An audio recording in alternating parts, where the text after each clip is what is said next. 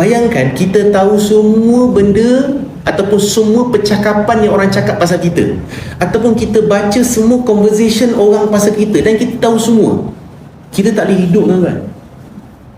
Kita memang even tak boleh bergerak pun. Sebab apa? Sebab kita telah dengar sesuatu pasal kita dan kita tahu semua benda. Sebab tu satu rahmat Allah juga adalah kita tak tahu. Kita hanya perlu ambil tahu benda yang kita perlu saja. Kadang kita ni nak ekstra, nak ambil tahu benda yang tak perlu. Jadi sama benda tu sebenarnya akan merosakkan kita. Allah dah halang dah pendengaran kita ni daripada dengar benda tu. Tapi kita sendiri yang nak ambil tahu, sendiri yang saja gedi-gedi nak pergi ambil tahu, explore lebih. Jadi sama benda tu merosakkan kita. Sebab tu tuan-tuan kalau dengar influencer, selebriti, kalau tuan-tuan tanya, ini yang level followers juta ke atas lah. Ni kalau follower 20, 30 dia tak tanya. Ni yang juta ke sejuta ke atas.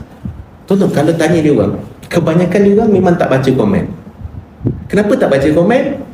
Sebab orang yang bila dia dah ada banyak crowd, so akan ada orang yang tak setuju, ada orang yang dia setuju. Jadi bila dia baca semua komen, tuan-tuan, memang dia akan mentalnya. Jadi kebanyakan orang-orang yang famous ni, tuan-tuan, bila saya tanya dia orang, memang dia orang pilih untuk tak tengok. Dan rupanya tak tengok dan tak tahu juga adalah satu rahmat juga. Boleh, tuan-tuan, hanya ambil tahu apa yang perlu saja, maka kita akan hidupnya lapang.